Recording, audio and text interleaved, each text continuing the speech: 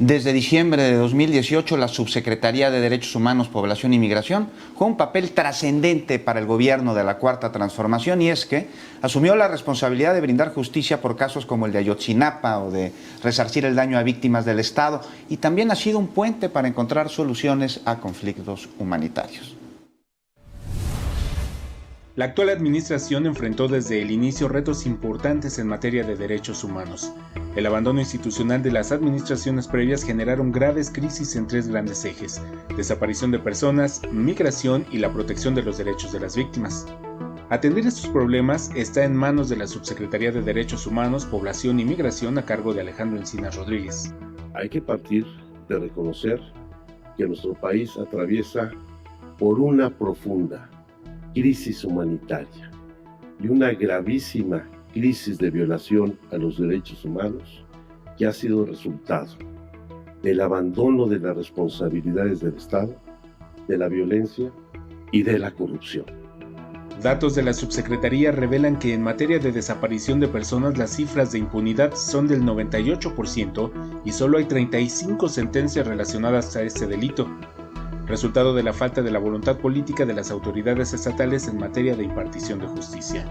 Para enfrentar la situación se constituyó la Comisión Nacional de Búsqueda y el Sistema Nacional de Búsqueda, que ha permitido concluir con la instalación de las 32 comisiones estatales a las que es necesario dotar de recursos suficientes. Uno de los casos de desaparición forzada que es emblemático en la historia reciente de México es el de los 43 normalistas desaparecidos en Ayotzinapa, Guerrero, caso en el que se han reconocido avances. Primero, se reconocen los avances que ellos están presentando, ¿verdad? Que ustedes ya los conocen, son los avances de la Barranca de la Carnicería, los hallazgos ahí encontrados y las identificaciones, y algunas detenciones que se han efectuado, que ustedes también ya conocen. Entonces, eso, se reconoce. La protección de los derechos humanos de los migrantes se complicó debido al flujo migratorio de personas de Centroamérica y el Caribe que buscan llegar a Estados Unidos. De no ser atendidos, se convierten en presas fáciles para la trata de personas, racismo o xenofobia. En materia de protección a víctimas se tiene una deuda histórica, ya que nunca se puso en el centro de la discusión a las posibles víctimas de violaciones a derechos humanos, razón por la que se planteó crear una nueva Comisión de la Verdad por las violaciones a los derechos humanos cometidas entre 1965 y 1990. Tendrá la facultad para iniciar ante las autoridades ministeriales, judiciales o de atención a víctimas todas las acciones necesarias para que se llegue a la justicia en los casos en los que hayan existido violaciones graves a los derechos humanos. Informe Capital. Esta noche nos acompaña el subsecretario de Derechos Humanos, Población y Migración de la Secretaría de Gobernación, Alejandro Encinas, a quien le agradecemos que esté con nosotros. Subsecretario, muy buenas noches, gracias por acompañarnos. ¿Cómo está? Bien, con gusto saludarlos. Muy buenas noches. Buenas noches. Buenas noches, subsecretario. Bueno, pues se crea la Comisión de la Verdad de Violaciones a Derechos Humanos entre los años de 1965 a 1990, subsecretario. Y con esto pues se busca el esclarecimiento, la justicia y la verdad. Estos son los qués, subsecretario. ¿Cuáles son los cómo? Bueno, en esta comisión, que hoy se publica el decreto que fue firmado por el presidente de la República, se establecieron mecanismos muy puntuales y concretos para que con el apoyo de los familiares de las víctimas y con los sobrevivientes hagamos todo un trabajo de investigación que aborde 5 temas. La búsqueda de la verdad, donde va a haber un trabajo muy intenso con expertos, con las víctimas, con los sobrevivientes, en donde vamos a tener el acceso no solamente a todos los archivos y expedientes, sino también a todos los sitios de interés donde pudiera encontrarse indicios o huellas claras de lo que fue todo el proceso de desaparición o de ejecución extrajudicial que se presentó en la época de la llamada Guerra Sucia. Junto con este mecanismo habrá un mecanismo especial con expertos que en los temas de justicia, para que todas las evidencias que vayamos acumulando se vayan judicializando y se deslinden las responsabilidades para castigar a los responsables, muchos de los cuales, a pesar de que estamos abordando asuntos desde el siglo pasado, desde 1965, muchas de estas personas siguen vivas y, por supuesto, incluso en muchos casos están activas. Un tercer mecanismo es, a través de la Comisión Nacional de Búsqueda, hacer búsqueda de las personas desaparecidas. Y esto ya hemos tenido algunos avances en los trabajos que se están haciendo en la revisión de lo que son los cuerpos que fueron depositados en fosas comunes en distintos cementerios del país, donde se empiezan a encontrar hallazgos significativos de gente que había sido desaparecida y empieza a haber registros que nos va a permitir el seguimiento para poder identificar a estas personas. Junto con ello estaremos con todo lo que es el tema de no repetición, por supuesto, una reparación integral a las víctimas, poniendo énfasis en las reparaciones colectivas. ¿A qué me refiero con esto? A aquellas reparaciones que van a favorecer a comunidades completas que con los hechos represivos de aquellos años fueron agraviadas integralmente a todas las personas de comunidades de distintos estados del país. Y finalmente todo lo que es la memoria. Y en esta parte de memoria no solamente se establecerán sitios de memoria, particularmente en los lugares donde se perpetraron los delitos, la tortura, la desaparición, los homicidios, para dignificar y reivindicar la memoria de las víctimas. Aquí va a haber un trabajo muy importante del Archivo General de la Nación. El trabajo estamos haciendo con la Universidad Autónoma de la Ciudad de México, con la Universidad Autónoma de Puebla, donde estableceremos archivos de memoria documental para que estos hechos queden plenamente acreditados, que formen parte de la memoria colectiva y que garanticemos con ello pues instrumentos que impidan la repetición de este tipo de hechos. Creo que es una comisión importante, esperamos tener resultados puntuales. Terminará, es temporal, terminará sus funciones al término de este gobierno, por lo cual estamos obligados a dar resultados en el corto plazo. Subsecretario, sin duda es una comisión que plantea metas ambiciosas, muy importantes, por supuesto. Aquí en 2 puntos le preguntaría, en términos de la garantía de la no repetición, ¿qué implica eso institucionalmente? ¿Qué mecanismos, qué acciones? Y la parte de la judicialización también, ahí hay un enorme reto. Yo tengo duda de cómo se enfrenta, por ejemplo, el tema de la prescripción de ciertos delitos o... Bueno, hay que señalar que todos los delitos cometidos que afecten los derechos humanos, todas las violaciones graves a los derechos humanos, como la tortura, la ejecución extrajudicial, el genocidio, son delitos imprescriptibles, es decir, estos no prescriben y se pueden perseguir en cualquier momento. Y este es un primer paso para garantizar la no repetición, terminar con la impunidad.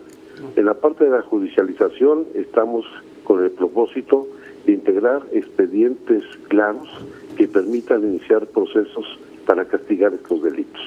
Y junto con esto generar los mecanismos institucionales, no solamente legislativos o normativos, sino particularmente de control y vigilancia del actuar de las distintas instituciones del Estado para que éstas cumplan con su responsabilidad de garantizar plenamente el ejercicio de los derechos humanos y que no se presenten actitudes arbitrarias que fueron los que nos llevaron a esta situación de falta de, no solamente de gobernabilidad o de un ejercicio democrático, sino de falta de garantías para que la gente pueda actuar con toda libertad.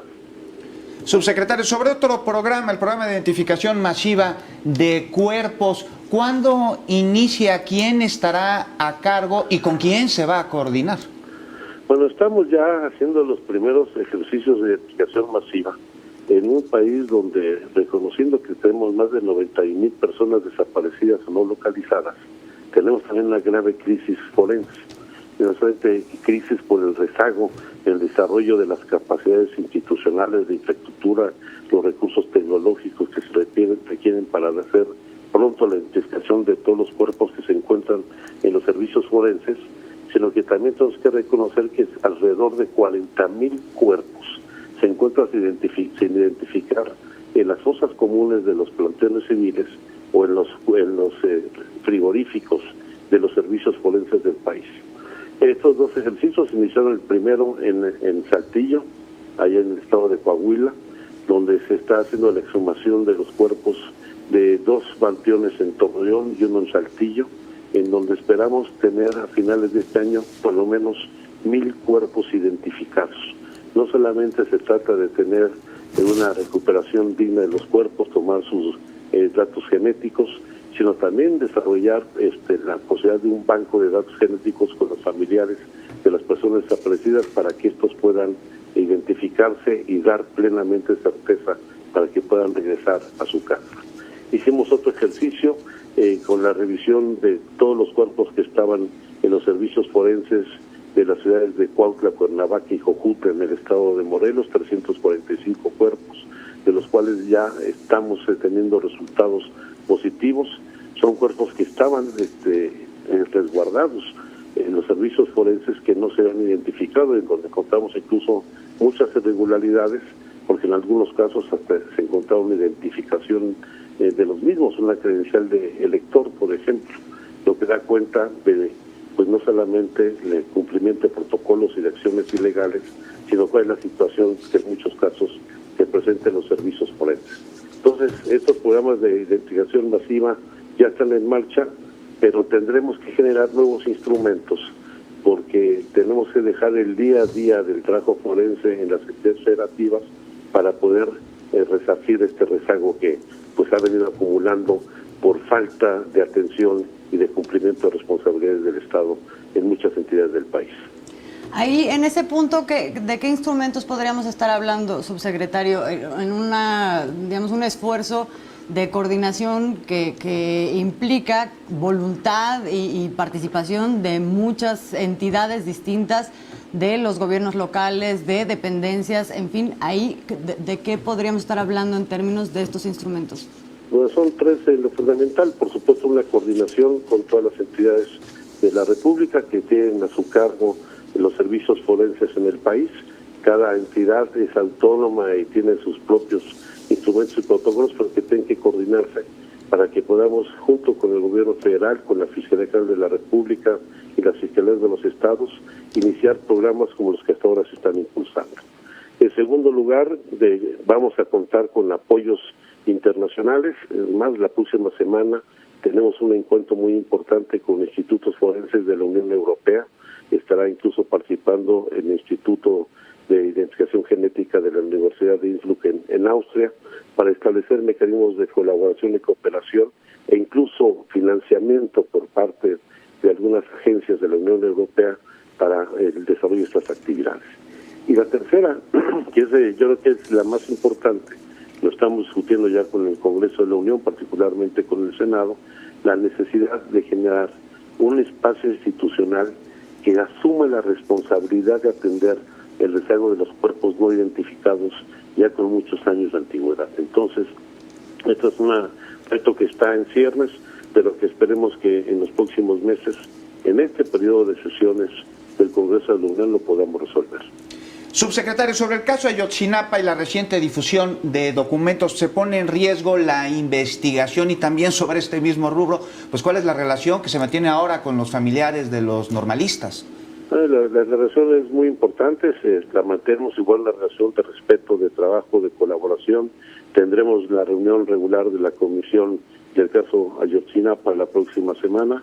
Yo estoy convencido que la información que hemos dado a conocer va a ayudar a profundizar la investigación.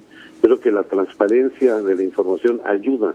No tenemos por qué ocultar información trascendente que va a replantear toda la investigación que se ha venido desarrollando y que nos da líneas muy claras de cómo poder cumplir el objetivo fundamental que nos hemos propuesto, que es conocer dónde están los muchachos.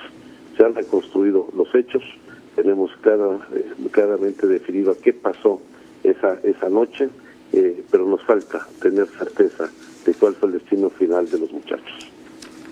Subsecretario, finalmente un otro tema que también está en medio del trabajo que ustedes han venido realizando, tiene que ver con la migración, digamos, en una situación, en un contexto en donde las cosas han cambiado, incluso en el perfil de los migrantes que ahora están llegando a México. En ese sentido, ¿qué adecuaciones, digamos, institucionales para hacer frente a estos nuevos perfiles en donde también se encuentran los que ahora se quieren quedar, no nada más están de paso, se estarían pensando hacer? Bueno, nosotros tenemos que asumir que México dejó de ser ya hace tiempo un país de tránsito o de expulsión de migrantes. Hoy también es un país de destino. Y este destino va a implicar generar instrumentos que permitan la integración de gente de otras nacionalidades a la vida de nuestro país. Por supuesto que la mayor parte del flujo migratorio viene del Triángulo Norte de Centroamérica, Guatemala, Honduras y El Salvador, con una composición cada vez más compleja. Son familias muy jóvenes, incluso de padres y madres adolescentes, hasta con 2 hijos en situaciones de gran vulnerabilidad, que vienen pues de condiciones no solamente de marginación y de pobreza, sino también de riesgo frente a la violencia delictiva que se encuentra en algunas regiones de esos países, a lo que se suma hoy una composición distinta también de los migrantes, donde pues no solamente ya la migración de América Latina o del Caribe, sino que tenemos también una migración transcontinental muy importante. Por darles un ejemplo, en estos momentos la Comisión Mexicana de Ayuda a Refugiados está atendiendo solicitudes de refugio de 90 nacionalidades distintas. Es decir, tenemos gente que está viniendo de Asia, de África, de Europa del Este, con un fenómeno transcontinental que no habíamos tenido registro en la historia reciente del país. En este sentido, tendremos que adecuarnos, y de ahí el planteamiento del presidente López Obrador, en el sentido de que hay que atacar las causas en los países de origen.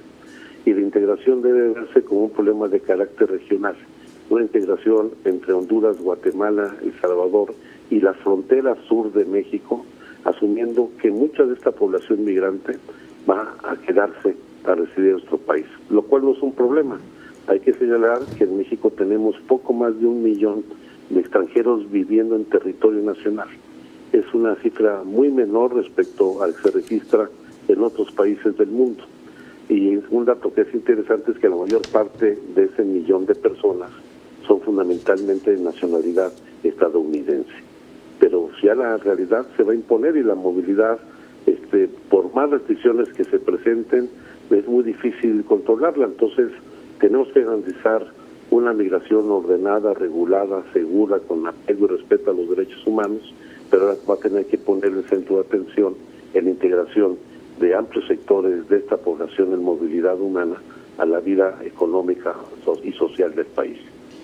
Pues subsecretario Encinas, le agradecemos enormemente que nos haya acompañado esta noche. Sabemos que mañana se tiene que levantar temprano para una reunión de gabinete y pues aquí estamos pendientes. Nosotros saludarlos y que tengan muy buena noche.